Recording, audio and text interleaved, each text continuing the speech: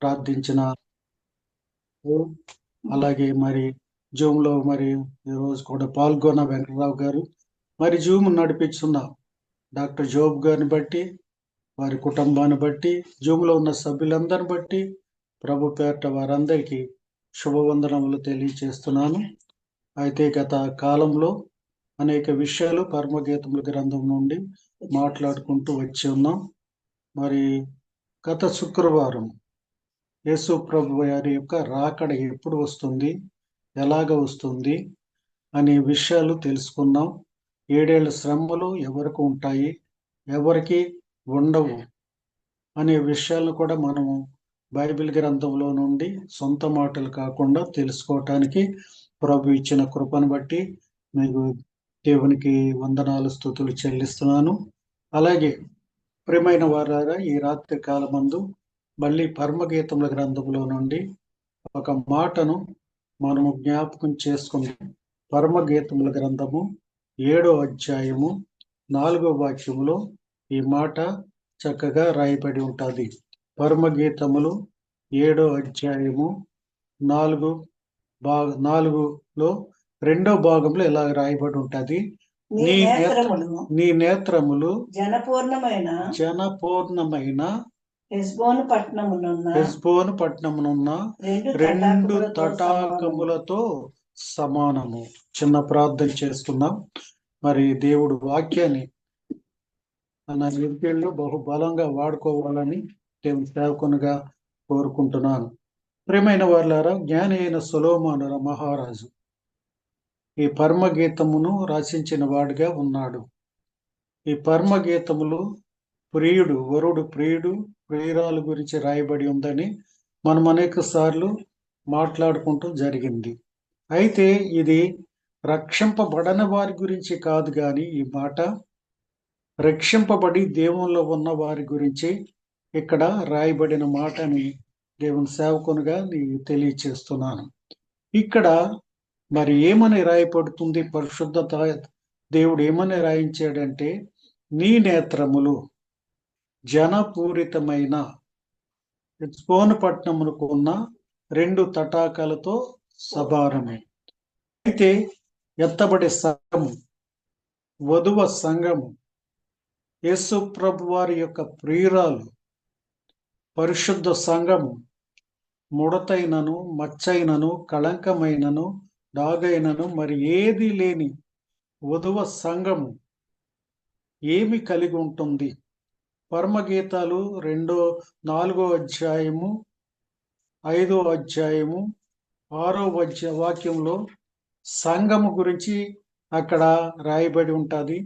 సంఘము ఎటువంటి అవయవాలు కలిగి ఉంటుంది, సంఘము ఎటువంటి మరి ఆభరణాలు ధరించుకుంటుంది అనేక విషయాలను మరి దేవుడు తెలియచేస్తున్నాడు. అయితే ఇక్కడ మనము నీ నేత్రములు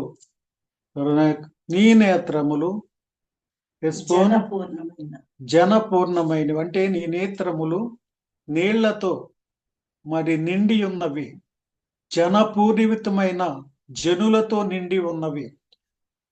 దేవుని బిడ్డలారా, ఇది హెష్బోను పర్వతంకున్న 2 తటాకాలతో సమానం. తటాకములు అనగా చెరువులు. తటాకములు 2 తటాకాలంటే 2 చెరువులతో సమానం. మానవునికి దేవుడు 2 కళ్ళు ఇచ్చాడు. ఈ కళ్ళు ఎలాగ ఉండాలంటే జలాలతో నిండి ఉండాలి. ఈ జలాలు మరి చెరువుల్లో జలాలు ఉంటే దాంట్లో చేపలు ఉంటాయి. నీళ్లు లేకపోతే చేపలు ఎంత మట్టు కూడా దానిలో బ్రతకు. అయితే వధువ సంఘము, ఎత్తబడి సంఘము, మారు మనసు పొంది రక్షింపబడ్డ వారంతా కూడా వారి కళ్ళంతా కూడా లేకపోతే జనపూర్ణితమైన జనాలతో నిండి ఉండాలి. అది కళ్ళంట నీరు కారుతూ ఉండాలని దేవుని సేవకునిగా తెలియచేస్తున్నా. అయితే స్పష్టంగా తెలియజేయబడుతుంది, ఇదిగో మొదట మానవుడు ఈ లోకంలో యేసు ప్రభు వారు ఆయన శరీరధారిగా ఉండి అనేక ప్రార్థనలు ఆయన శిష్యులకి నేర్పించాడు. అనేక ప్రార్థనలు ఆయన చేసి ఉన్నాడు, విజ్ఞాపన ప్రార్థన చేసి ఉన్నాడు. అలాగే ప్రియమైన వారులారా, ఆయన మరి ఉపవాస ప్రార్థనలు చేస్తున్నారు. శిష్యులకు కూడా పరలోక ప్రార్థన నేర్పించి ఉన్నాడు. అయితే ఇక్కడ ఈ లోకంలో మన పాపములు క్షమించబడాలి. ముందు మన పాపములు క్షమించబడితే మన ప్రార్థన దేవుని దగ్గరికి వెళ్తుందని దేవుని వాక్యము తెలియజేయబడుతుంది. ఎవరికి వారే వ్యక్తిగతంగా వారి పాపాల గురించి వారు ప్రార్థన చేసుకోవాలి.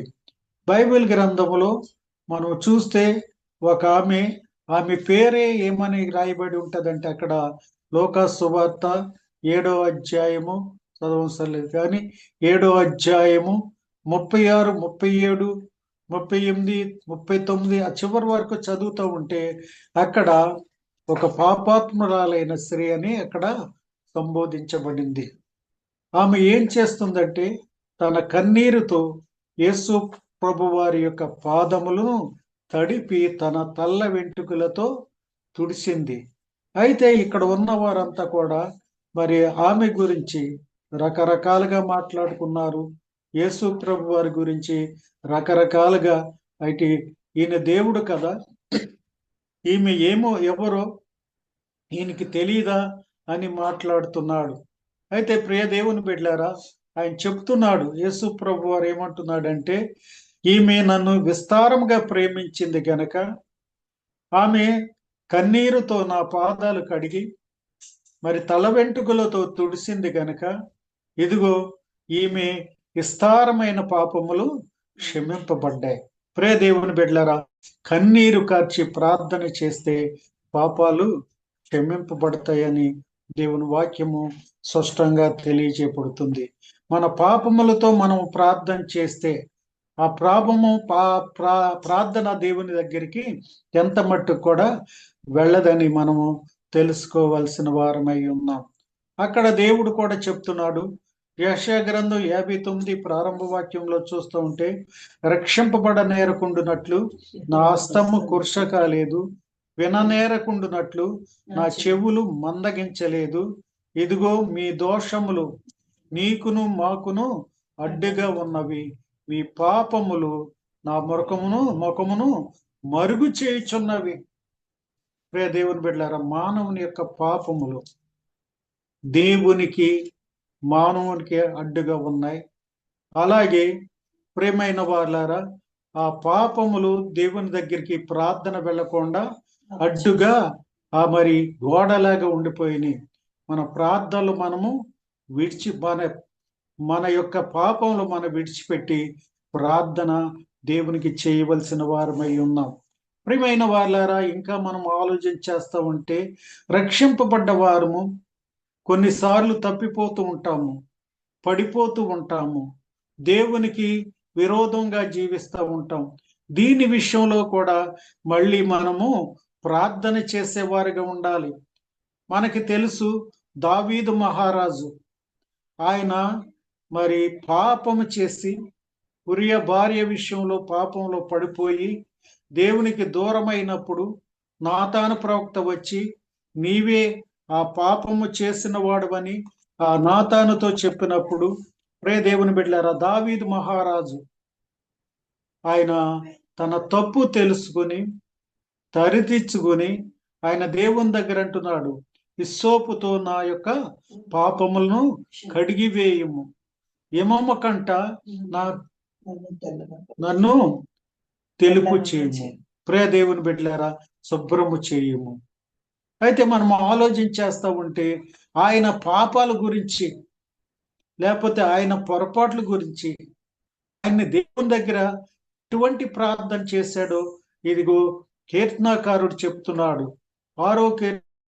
6వ వాక్యము 7వ వాక్యంలో చూస్తూ ఉంటే అక్కడ స్పష్టంగా అది తెలియజేయబడుతుంది.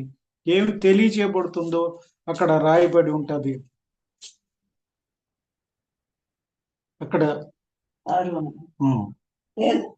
నేను మూలుగిచు అలసి ఉన్నాను, ప్రతి రాత్రియు నా కన్నీరు విడుచుచు నా పరుపు తేలజేయుచున్నాను.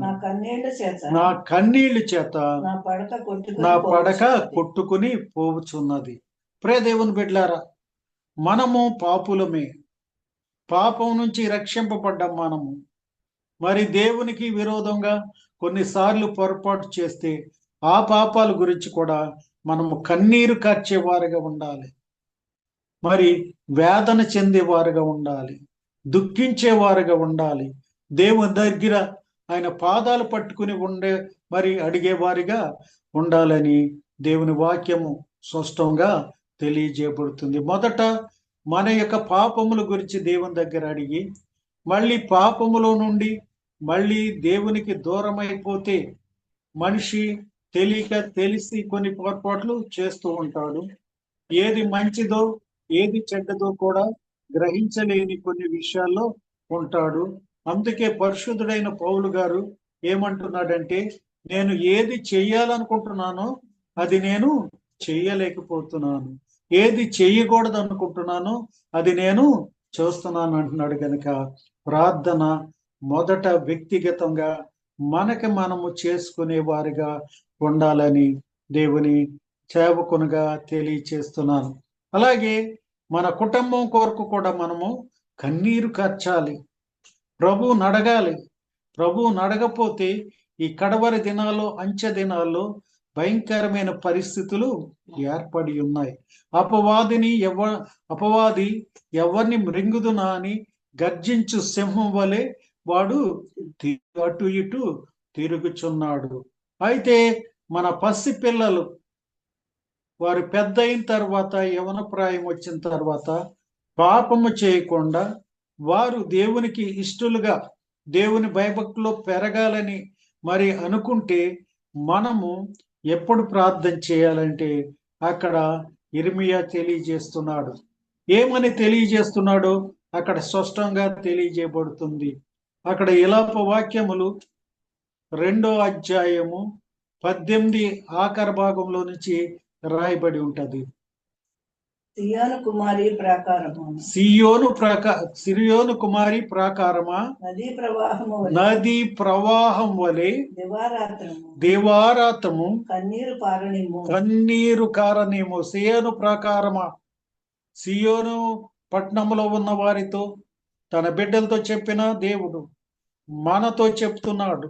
ఏమని మాట్లాడిస్తున్నాడంటే, ఇదిగో మరి నీ కనుపాపకు విశ్రమము నేయకము, నీవు లేచి రేయి మొదటి జాముని మొర్రపెట్టుము, నీళ్లు కుమ్మరించున్నట్లు ప్రభు సన్నిధిని నీ హృదయమును కుమ్మరించు. నీళ్లు కుమ్మరించినట్లు. ప్రియ దేవుని బిడ్డలారా, రేయి మొదటి జాముని మన పసి పిల్లలకు వరకు ప్రార్థన చేయాలి. ఆ క్రింద రాయబడి ఉంటది, నదీ ప్రవాహం వలె నీ కన్నీరు కార్చుము, నీ కనిపాపుకు విశ్రమము ఎంత మట్టు కూడా కలగనీయకుము. ప్రియ దేవుని బిడ్డలారా, ఈ కాలంలో చూస్తా ఉంటే యవన బిడ్డలు అనేక మంది ఈ రోజుల్లో దేవుని భయభక్తులు లేకుండా ఇష్టానుసారంగా జీవిస్తూ వారు పాపంలో శాపంలో నశించిపోతున్నారు గనుక ఎప్పుడు మనం పెద్ద అయిన తర్వాత కాదు ప్రార్థన చేసేది. చాలా మంది చెప్తూ ఉంటారు, యవ్వన ప్రాయం వచ్చిన తర్వాత, పాస్టర్ గారు మా కుమార్తె నా మాట వింటలేదండి, నా కుమారుడు నా మాట వింటలేదండి, వీరు ఎంత మట్టు కూడా భయభక్తులు లేకుండా పెరుగుతున్నారండి, వారి కొరకు ప్రార్థన చేయండి అని అడుగుతూ ఉంటారు. ప్రియ దేవుని బిడ్డలారా, అప్పుడు ప్రార్థన కాదు, వారికి ఎప్పటి నుంచి ప్రార్థన చేయాలంటే వారి బాల్య దినముల నుండి ఉగ్గు పాలతోనే మన పిల్లల్ని ప్రార్థనలోనే పెంచాలి, ప్రార్థన చేస్తూ ఉండాలి. ప్రియ దేవుని బిడ్డలారా, వారి కొరకు మన కన్నీరు కారుస్తూ ఉండాలి. రేయి మొదటి జాము, గత కాలంలో 2వ రాకడలో గురించి చెప్పినప్పుడు చెప్పాను. రేయి మొదటి జాము అంటే 6 గంటల నుంచి 9 గంటల వరకు. ఈ రేయి మొదటి జాములే యవనస్తులు చెడిపోయే జాము. ప్రియ దేవుని బిడ్డలారా, బార్ షాపుల దగ్గర, అలాగే ప్రియమైన వార్లారా మరి సినిమా హాల్ దగ్గర, అలాగే వేషగృహాల దగ్గర వీరు మరి యవ్వన ప్రాయములో మరి రేయి మొదటి జాములోనే పాడైపోయి పాపానికి దగ్గరైపోతారు గనక మనము వారి కొరకు ఎప్పుడు ప్రార్థన చేయాలంటే రేయి మొదటి జాముని కన్నీరు కార్చి మనము ప్రార్థన చేసేవారుగా ఉండాలని దేవుని సేవకునిగా తెలియచేస్తున్నాను. ప్రేమైన వాళ్ళారా, ఇంకా మనము ఆలోచించేస్తూ ఉంటే మరి అదేంట బాల్య దినముల నుండి దేవుని భయభక్తులు పెంచిన వారు, బాల్య దినముల నుండి వారి పిల్లల కొరకు ప్రార్థన చేసిన వారిని బైబిల్ గ్రంథంలో మరి ఇద్దరిని మనం చూస్తే, మోషేని ప్రియ దేవుని బిడ్డలారా మరి తన తల్లి ఏం చేసేదంటే ఉగ్గు పాలతో ప్రార్థన పూర్వకంగా పెంచింది. ప్రార్థన పూర్వకంగా పెంచింది గనుక మోషే పెద్దవాడైనప్పుడు దేవునితో ఒక గొప్ప మరి మాట అనిపించుకున్నాడు. ఆ మాట ఏ మాట అంటే, ఇదిగో మోషే నా ఇల్లంతటిలో నమ్మకస్తుడు, దేవునికి మహిమ కలుగునుగాక. ప్రియమైన బిడ్డలారా, సమూయేలు అలాగే తన తల్లి అన్న ప్రార్థన చేసింది గనుక దేవుడు ఇచ్చాడు గనుక బాల్య దినముల నుండి ఆ బిడ్డను దేవుని భయభక్తులు పెంచింది గనుక బాల్య దినములోనే దేవుని స్వరాన్ని ఆయన విన్నాడు.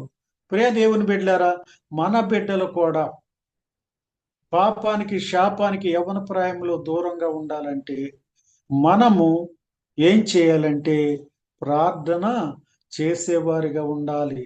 రేయి మొదటి జాముని కన్నీరు కాచి ప్రార్థన చేసేవారిగా ఉండాలి. ప్రియమైన వాళ్ళారా, నేను చెప్పకుండా ఉండలేను.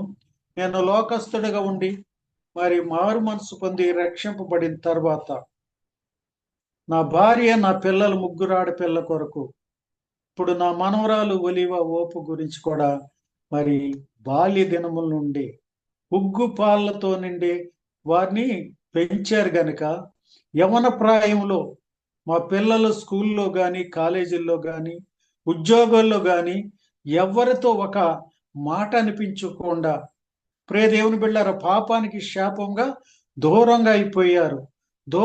దూరమై నేను దేవునికి ఇష్టలుగా జీవించారని నేను చెప్తున్నాను. అలాగే మా ఒలివ ఓపు ఇప్పుడు పాట పాడుతుంది, రోజు జూమ్లో పాడుతుంది. ఆమెకి 7 సంవత్సరాలు. మరి 3 సంవత్సరాల వయసులో నుండి మరి ఉజ్జీవ కూటాల్లో పాటలు పాడేది. నా ప్రసంగానికి ముందు పాటలు పాడేది.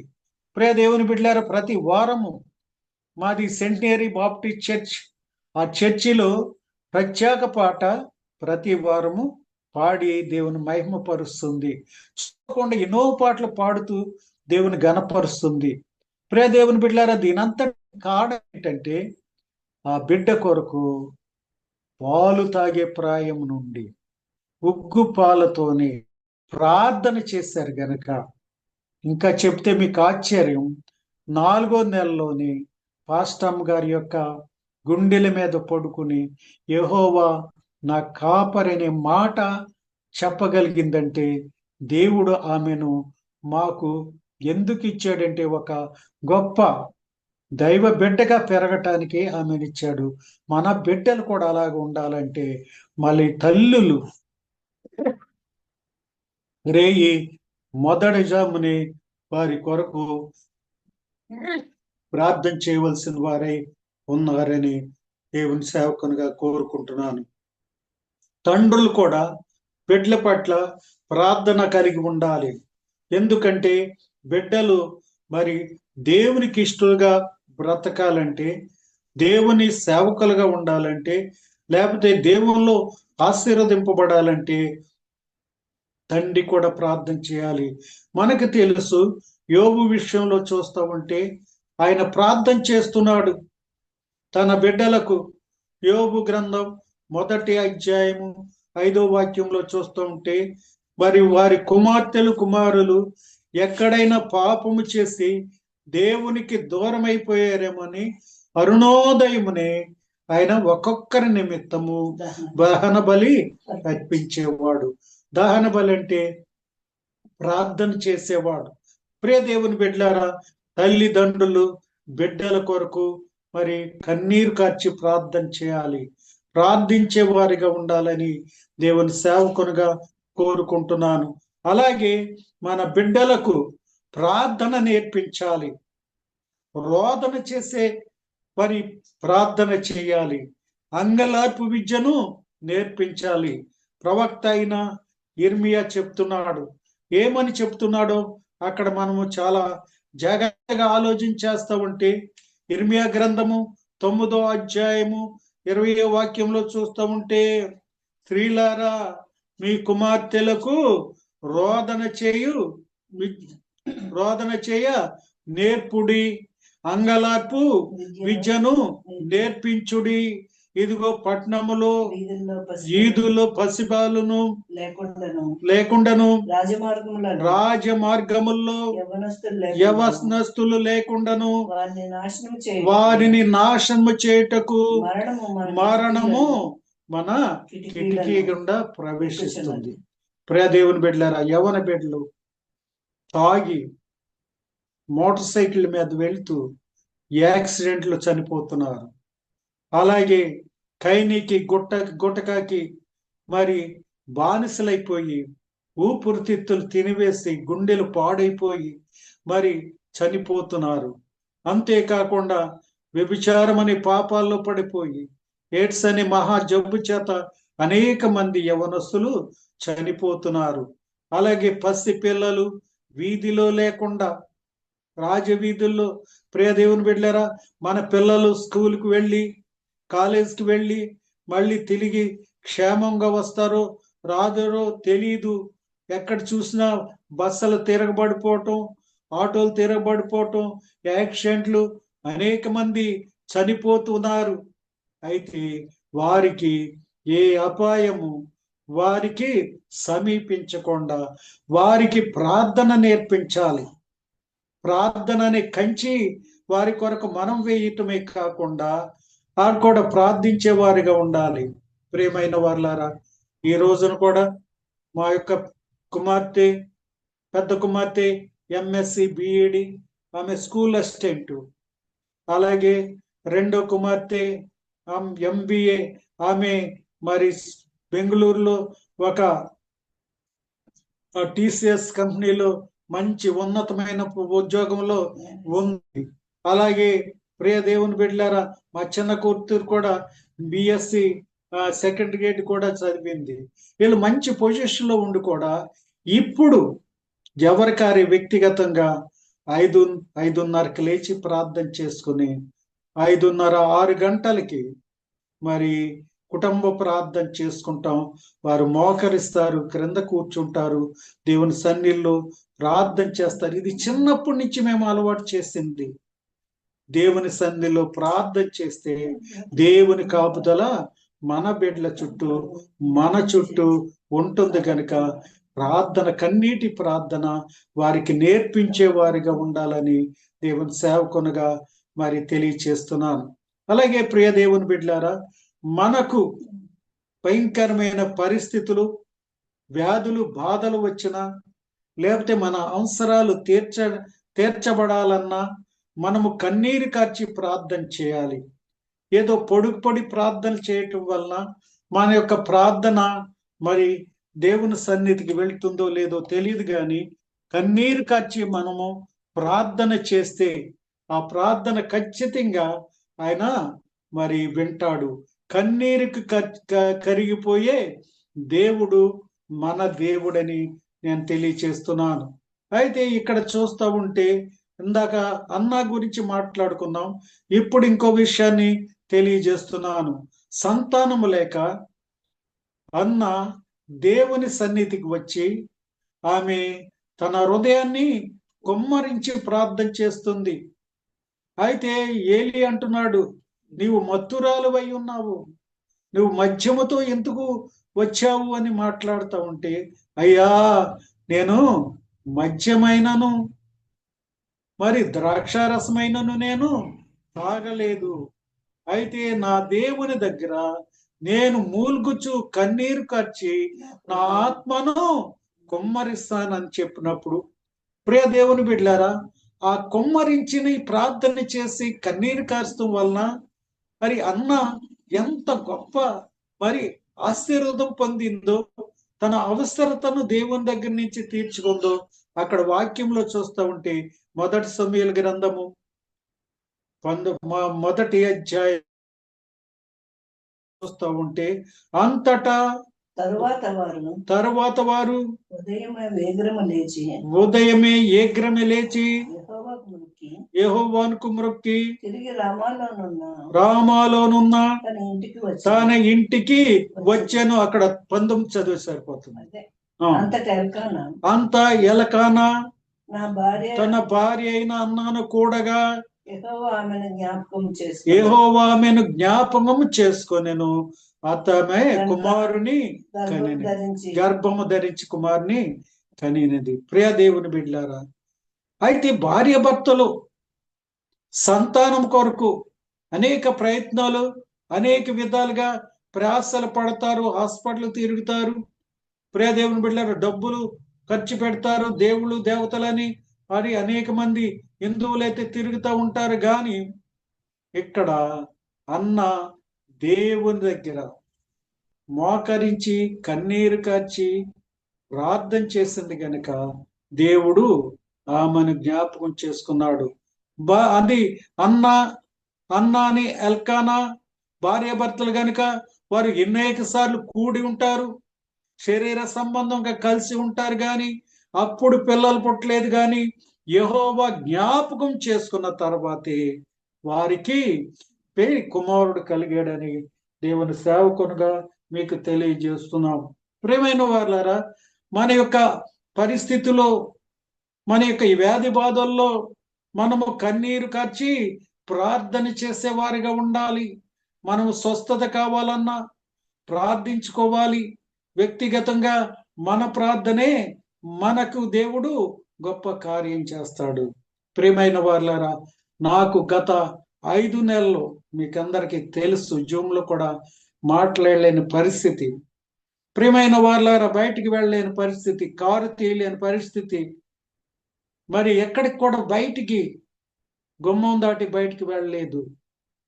అయితే మరి నేను వ్యక్తిగతంగా నా దేవుని దగ్గర కన్నీరు కార్చి ప్రార్థన చేశాను. స్వస్థపరిచి యెహోవా ఆయనే గనుక ఇక్కడ ఒక వ్యక్తి కూడా, ఒక గొప్ప రాజు, ఆయన ఏ రకంగా ప్రార్థన చేస్తున్నాడో మనకందరికీ బాగా తెలుసు. ఒక్కసారి ఆయనను మనము జ్ఞాపకం చేసుకునే వారిగా ఉండాలి. ప్రియ దేవుని బిడ్డలారా, 2వ రాజుల గ్రంథం అనుకుంటా, అక్కడ చూస్తూ ఉంటే అక్కడ ఈ విషయము స్పష్టంగా తెలియజేయబడుతుంది. ఏమని తెలియజేయబడుతుందంటే, 20వ అధ్యాయము 2వ రాజులు 20వ అధ్యాయము చూడటం మొదటి నుంచి ఎక్కడ ఉంటది. నీవు తిరిగి నా ప్రజలకు అధిపతి అయిన హిజ్కియా యొద్దకు పోయి దాని ముందున ఆ దినములలో మొదట అక్కడ ఉంటుంది. మొదటి రాజులు గాని 2వ రాజులు గాని మొదటి నుంచి హిజ్కియా మరణకాలమైన రోగము కలుగగా ఆమోజు కుమారుడగు ప్రవక్త అయిన యెషయా అతని యొద్దకు వచ్చి నీవు మరణమవుచున్నావు గనుక బ్రతుకోవు గనుక నీ ఇల్లు చక్క పెట్టుకోమన్నప్పుడు అక్కడ రాజు ఏం చేస్తున్నాడంటే, రాజు గోడ వైపు తిరిగి కన్నీరు కార్చి దేవునికి వరకు ప్రార్థన చేయుచున్నాడు. ప్రియ దేవుని బిడ్డలారా, రాజులు అందరు ఎదురుకుండా ఏడవరు. అయితే ఆయన ఏం చేస్తున్నాడంటే, అక్కడ అందరు ఎదురుకుండా, లేకపోతే ఇంకా ఇతరులు ఎదురుకుండా ఏడవగా గోడ వైపు తిరిగి ఏడుస్తున్నాడు. ఆ గోడ వైపు తిరిగి ఏడ్చాడు, కన్నీరు కార్చాడు గనుక ఆ కన్నీరుకి దేవుడు ప్రతిఫలంగా ఆయనకు 15 సంవత్సరాలు ఆయుష్ను పొడిగించారని దేవుని వాక్యము తెలియజేయబడుతుంది. ప్రియమైన వారులారా, మనము మన యొక్క పాపాల గురించి మనం ప్రార్థన చేసుకోవాలి, మనకు స్వస్థత గురించి ప్రార్థన చేసుకోవాలి, మన అవసరత గురించి మనం ప్రార్థన చేయాలి, మన పిల్లల గురించి, మన కుటుంబముల గురించి మనము ప్రార్థన చేసేవారుగా ఉండాలని దేవుని సేవకునిగా మీకు తెలియచేస్తున్నాను. అంతేకాకుండా ప్రియమైన వారులారా, మన గురించి మనము చేసుకోవటం కాకుండా మన దేశం గురించి చేయాలి. అలాగే నశించిపోయే ఆత్మల కొరకు మనము ప్రార్థన చేసేవారుగా ఉండాలని దేవుని వాక్యము చాలా తేటగా స్పష్టంగా తెలియజేయబడుతుంది. 1 తిమోతి పత్రిక 2వ అధ్యాయములో అక్కడ రాయబడి ఉంటది. అక్కడ స్పష్టంగా ఈ మాట తెలియజేయబడుతుంది. ఏం తెలియజేయబడుతుందంటే 2 మొదటి 2 వాక్యాలు. మరియు మనము మనము సంపూర్ణమైన భక్తియు మాన్యతయు కలిగి నెమ్మదిగాను సుఖముగాను బ్రతుకు నిమిత్తము అన్నిటికంటే ముఖ్యముగా మనుషులందరి కొరకును రాజుల కొరకును అధికారుల కొరకును విజ్ఞాపన చేయవలెను, ప్రార్థన చేయాలి. ప్రియ దేవుని బిడ్డలారా, నశించిపోయే ఆత్మల కొరకు, మన దేశం కొరకు, మన రాష్ట్రం కొరకు మనం ప్రార్థన చేయాలి. నశించిపోయే ఆత్మల కొరకు మనం ప్రార్థన చేయాలి. మన చుట్టూనున్న వారందరూ ఎంతో మంది దేవుని ఎరుగక వారు నశించిపోతున్నారు. అయితే వారి కొరకు మనము కన్నీరు కార్చి ప్రార్థన చేయాలి. అయితే ఇర్మియా కూడా తన దేశ ప్రజల కొరకు, తన స్వజనుల కొరకు, వారి పాపంలో ఉన్న వారి కొరకు ఆయన ఎలాగా ప్రార్థన చేస్తున్నాడంటే, ఆయన విలాప గ్రంథకర్త, ఆయన దుఃఖ ప్రార్థనా పరుడు, కన్నీరు కార్చే ప్రవర్త, రోదన చేసే ప్రవర్త అని అతనికి పేరుంది గనుక ఆయన ఇలాగ ప్రార్థన చేస్తున్నాడు. ఇర్మియా గ్రంథము 9వ అధ్యాయము ప్రారంభ వాక్యములో చూస్తూ ఉంటే అక్కడ ఈ మాట ఆయన పలుకుతున్నాడు, ప్రార్థన చేస్తున్నాడు. చూడండి. నా జనులలో అతులైన వారిని గురించి నేను దివారాత్రములు కన్నీళ్లు విడ్చునట్లు నా తల జలమయముగాను నా కన్ను కన్నీళ్లు ఊటగాను ఉండునుగాక. ప్రియ దేవుని బిడ్డలారా, ఆయన కన్నులు కన్నీటి ఊటగాను, తన యొక్క తల జలమయముగాను ఉండునుగాక, లేకపోతే ఉండాలని కోరుకుంటున్నాడు. కన్నీటి ప్రార్థన. ప్రియ దేవుని బిడ్డలారా, మనము రక్షింపబడ్డం మంచిదే. అయితే రక్షింపబడని వారి కొరకు, మన బంధువుల కొరకు, మన స్నేహితుల కొరకు, లేకపోతే మన చుట్టుపక్కల ఉన్న అన్యుల కొరకు మనము ప్రార్థించి కన్నీరు కార్చి ప్రార్థన చేసేవారుగా ఉండాలి.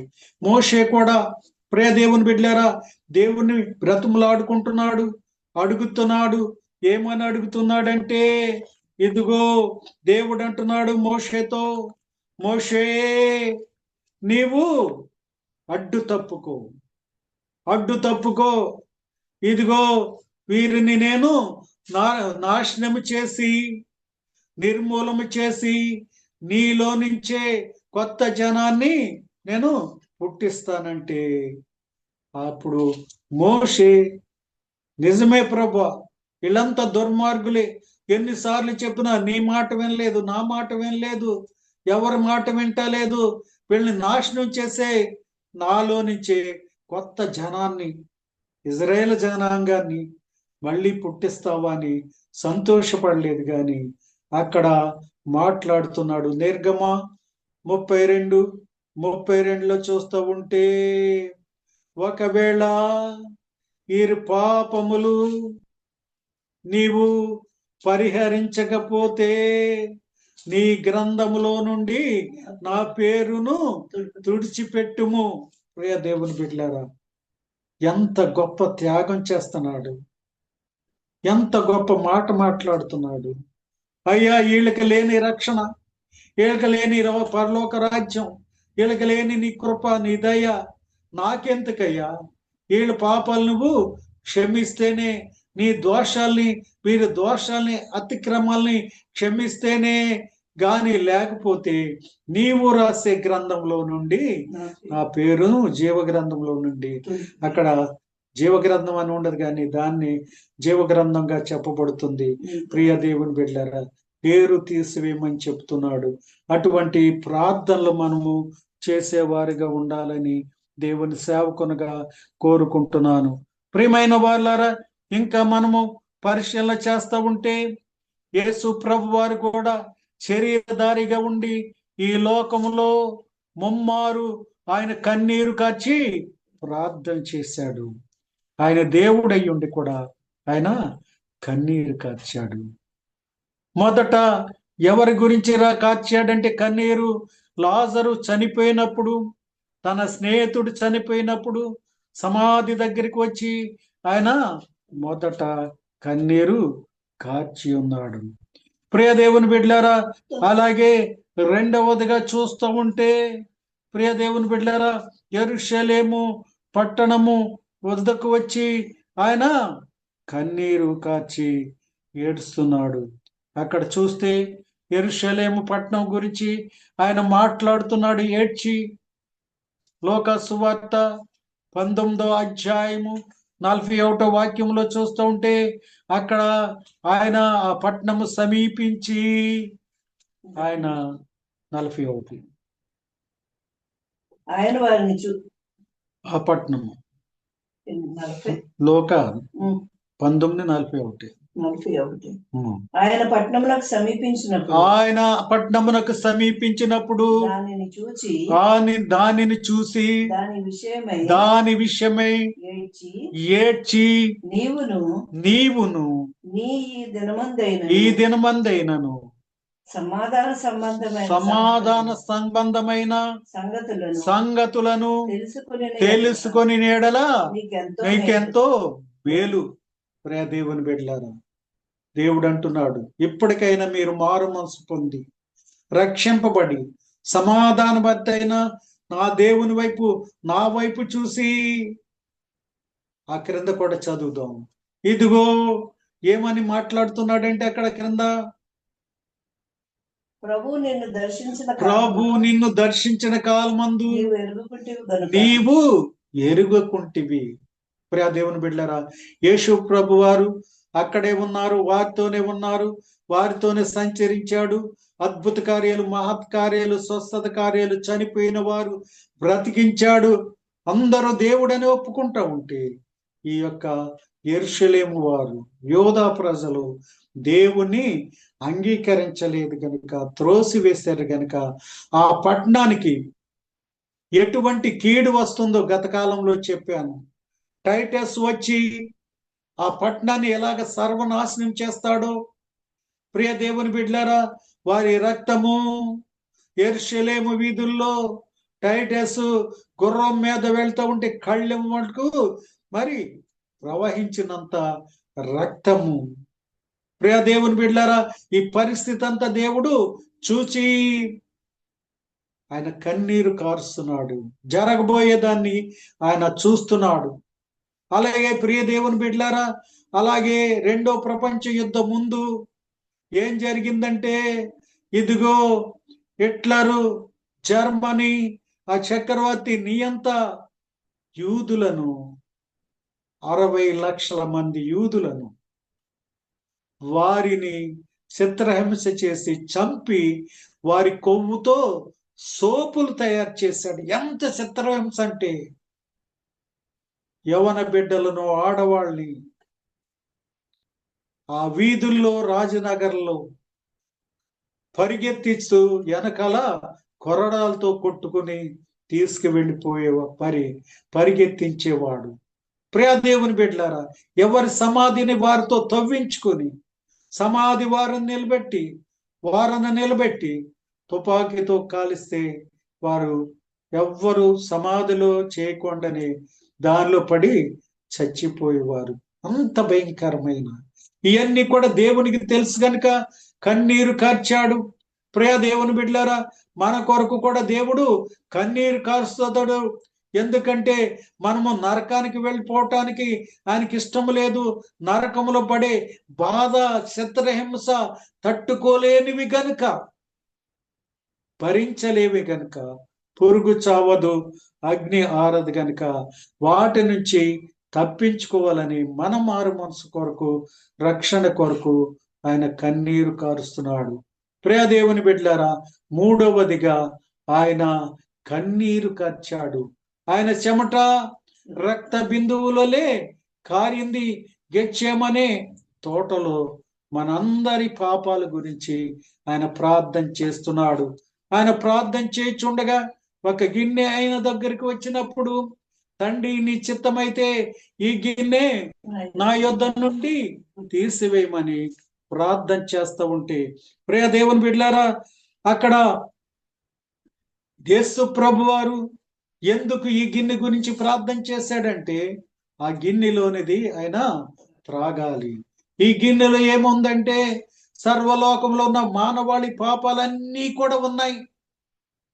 అవన్నీ తాగి మన నిమిత్తము, సర్వలోకంలో ఉన్న మానవాళి నిమిత్తము ఆయన పాపిగా మారిపోవాలి గనుక, ఆయన భుజాల మీద మన పాప భారాన్ని మొయ్యాలి గనుక, మనల్ని బట్టి ఆయన పాపిగా అవ్వాలి మారాలి గనుక ఆయన కన్నీరు కార్చి ఆయన గెత్సేమనే తోటలో ఆయన ప్రార్థన చేయుచున్నాడు. ప్రియ దేవుని బిడ్డలారా, ఆయన శరీరధారిగా ఉన్నప్పుడు ఎలాగ ప్రార్థన చేస్తున్నాడు ఆయన అక్కడ ఒక విషయం తెలియజేయబడుతుంది. హెబ్రీ పత్రిక 5వ అధ్యాయము 7వ వాక్యములో చూస్తూ ఉంటే అక్కడ ఈ విషయము స్పష్టంగా తెలియజేయబడుతుంది. శరీరధారి అయి ఉన్న దినముల్లో మహారోదనముతోను కన్నీళ్లతోను తాను తన్ను మరణము నుండి రక్షింపగలవానికి ప్రార్థనలను యాచనలను చేసే సరిపోతుంది. ప్రియదేవుని బిడ్డలారా, కన్నీరు వీడ్చి శరీరధారిగా ఉన్నప్పుడు, ప్రియమైన వారులారా, కన్నీటి ప్రార్థన మనము చేసేవారిగా ఉండాలి. అయితే మన కన్నులు కన్నీరు కార్చలేదు. ఈ కాలంలో చూస్తూ ఉంటే ప్రజలు కన్నులు ఎలాగ మారిపోయినాయో కీర్తనాకారుడు చెప్తున్నాడు. కీర్తన 73వ కీర్తన 7వ వాక్యంలో చూస్తూ ఉంటే అక్కడ ఈ వాక్యము మాట స్పష్టంగా రాయబడి ఉన్నది. క్రొవ్వు చేత వారి కన్నులు మెరకలై ఉన్నాయి. ప్రియ దేవుని బిడ్డలారా, కన్నీరు కార్చి ప్రార్థన చేసేవారు బహు తక్కువ మంది అయి ఉన్నారు. ఇది వరకైతే మా తల్లులు, మా పూర్వీకులంతా కూడా గంటల కన్నీరు కార్చి ప్రార్థన చేసేవారు. ఇప్పుడు కన్నీరు కార్చి ప్రార్థన చేసేవారు ఎక్కడ కూడా కనపడతలేదు. కన్నీరు కార్చాలి. అయితే మన కన్నులు మెరకలైపోకూడదు. ఎలాగ ఉండాలంటే కీర్తనాకారుడు చెప్తున్నాడు, ఆయన ప్రార్థించి ఆయన యొక్క కన్నులు ఎలాగైపోయినంటే, కీర్తన 6:7లో చూస్తూ ఉంటే అక్కడ ఆయన కళ్ళు ఎలా క్షీణించిపోయినాయో అక్కడ చెప్పబడుతుంది. 6:7లో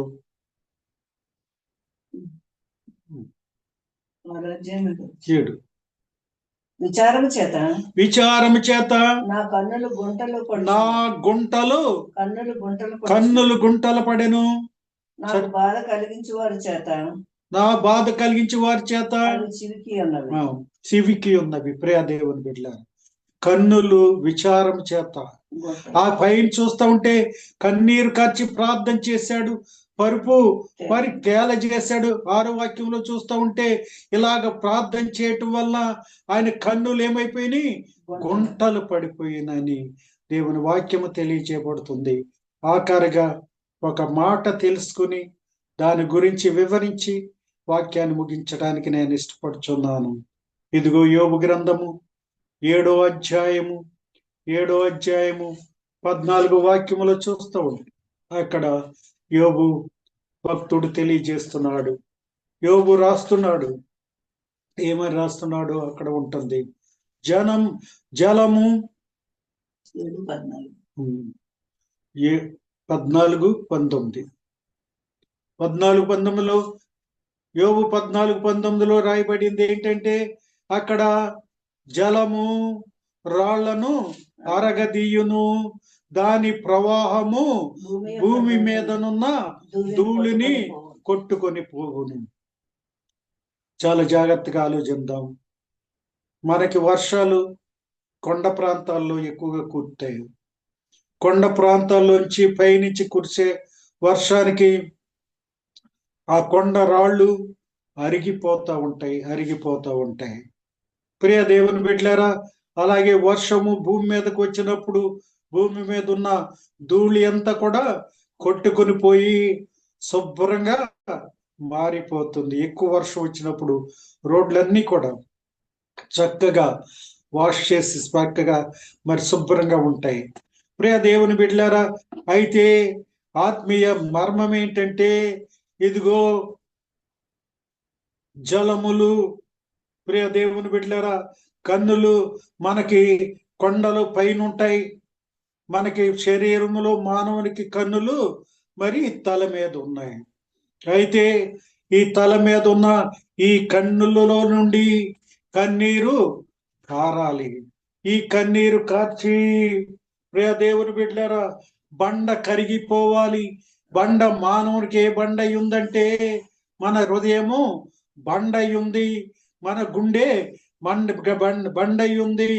ఇదిగో మీరు రాతి హృదయాన్ని తీసివేసుకుని మాంసపు గుండెగా చేస్తున్నారు. ప్రియ దేవుని బిడ్డలారా, మనము కన్నీరు కార్చటం వల్ల, ఏడవటం వల్ల మన యొక్క గుండె కరిగిపోవాలి.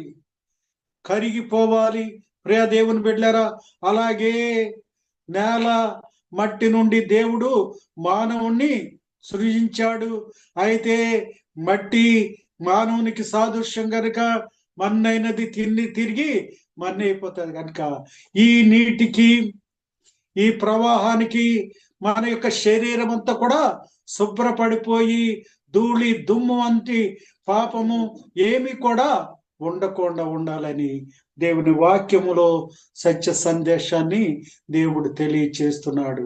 ప్రియ దేవుని బిడ్డలారా, ఇక్కడ జ్ఞాని అయిన సొలొమోను మహారాజు రచించిన దానిలో యేసు ప్రభు వారు అంటున్నాడు, ఏమంటున్నాడంటే, ఇదిగో నీ కన్నులు, నీ 2 కళ్ళు ఎస్పోను పట్టణముకున్న 2 తటాకములతో, జనపూరితమైన 2 తటాకములతో సమానము. ప్రియ దేవుని బిడ్డలారా, ఆయన కళ్ళంట మనము ఎప్పుడు కూడా నీళ్లు కార్చేవారిగా ఉండాలి, కన్నీరు కార్చేవాడిగా ఉండాలి, దేవుని పాదాలు తడిపేవాడిగా ఉండాలి. అప్పుడు దేవుడు తన ప్రియురాలను అంటున్నాడు. ఏమంటున్నాడంటే, తన సంఘాన్ని అంటున్నాడు. తన యొక్క ప్రేమించిన సంఘము ఆయన ఏమని పిలుస్తున్నాడు చూడండి. పరమగీతములు 1వ అధ్యాయము 15వ వాక్యములో చూస్తూ ఉంటే అక్కడ ఈ మాట స్పష్టంగా తెలియజేయబడుతుంది. నా ప్రియురాలా, నీవు సుందరివి, నీ కన్నులు గువ్వ కన్నులు సరిపోతుంది. నీ కన్నులు గువ్వ కన్నులు. మనం ఆలోచన చేస్తూ ఉంటే, గువ్వను పరిశీలన చేస్తూ ఉంటే ఎప్పుడు కూడా కళ్ళంట నీళ్లు కారుతాయి, కన్నులంట నీళ్లు కారుతాయి. గువ్వ ఎప్పుడు కూడా మూలుగుతూ ఉంటది. ప్రియ దేవుని బిడ్డలారా, అలాగే క్రైస్తవులైన మనము, దేవుని బిడ్డలమైన మనము, ప్రియమైన వారులారా, ఎత్తబడి సంఘములో చేర్చబడిన మనము, మన కన్నులు గువ్వ కన్నుల్లాగా ఉండాలని దేవుడు తెలియజేస్తున్నాడు కనుక ఆయనే నీ కన్నులు గొవ్వ కన్నులు వంటివి అని చెప్తున్నాడు. ప్రియ దేవుని బిడ్డలారా, రక్షింపబడ్డ మనము అనేక వాటి కొరకు కన్నీరు కార్చి ప్రార్థన చేసి ప్రభు రాకడకు రాజ్యానికి సిద్ధపాటు కలిగిన వారిగా ఉండాలని దేవుని సేవకునిగా కోరుకుంటూ నా మాటలు ముగిస్తున్నాను. దేవుడు ఈ వాక్యము మన వినికిడిలో దీవించి ఫలింపచేయును గాక. ఆమేన్, ఆమేన్, ఆమేన్. రాత్రికాలం ముందు మరొక వాక్యాన్ని వెంటకిచ్చిన కృపను బట్టి నీకు వందనాలు నాయన. వాక్యం విన్న బిడ్డలందరూ హృదయాల్లో నాయన వాక్యాన్ని చిగురింపచేయండి నాయన. దేవా, వాక్యం ద్వారా ఆత్మీయ మేలు పొంది నాయన మేము మా కొరకు ఇలాగ ప్రార్థన చేయాలి దేవా, మా కుటుంబ పిల్లల కొరకు ఇలాగ ప్రార్థన చేయాలి నాయన. దేశం కొరకు, లోకం కొరకు, నశించిపోయే వారి కొరకు ఇలాగ ప్రార్థన చేయాలో నీవు నాయన అనేక సత్యాలు మాకు తెలియచేసావు తండ్రి. నీకు వందనాలు నాయన. దేవా, మేము అటువంటి ప్రార్థన నీ సన్నిధిలో నాయన విసుగు చెందక నాయన విడువక నాయన గోజాడి అన్నిటి కొరకు ప్రార్థన చేసేవారుగా ఉంటకు సహాయం చేయండి నాయన. జీవమును నడిపించిన నాయన డాక్టర్ గారిని, వారి కుటుంబాన్ని బట్టి నీకు వందనాలు. అలాగే వెంకటరావు గారిని బట్టి దేవ, వారి కుటుంబాన్ని బట్టి, జీవంలో ఉన్న సభ్యులందరిని బట్టి నీకు స్తుతులు చెల్లిస్తున్నాం తండ్రి. అయ్యా, వారి కుటుంబాలన్నీ కూడా దీవించి ఆశీర్వదించి దేవా, రేపు రాత్రికి నీ సేవకుడు సాక్ష్యం చెప్పుచుండగా తండ్రి, సాక్ష్యం కొరకు ప్రతి ఒక్కరు సిద్ధపడి వింటాకి నాయన దేవా మరి మనసు పెట్టే వారికి ఉంటూ సహాయం చేయమని యేసునామమున బ్రతులాడి పెట్టినాం తండ్రి. ఆమేన్. మన తండ్రి అయిన దేవుని ప్రేమయు, కుమారుడైన యేసుక్రీస్తు వారి కృపయు, పరిశుద్ధాత్మ యొక్క అన్యోన్య సహవాసము ఇప్పుడు కూడి ఉన్న ప్రతి ఒక్కరి మీదను, జీవం నడిపిస్తున్న డాక్టర్ గారి మీదను, వారి కుటుంబం మీదను ఇప్పుడును ఎల్లప్పుడును సదాకాలం ఉండి నడిపించునుగాక. ఆమేన్.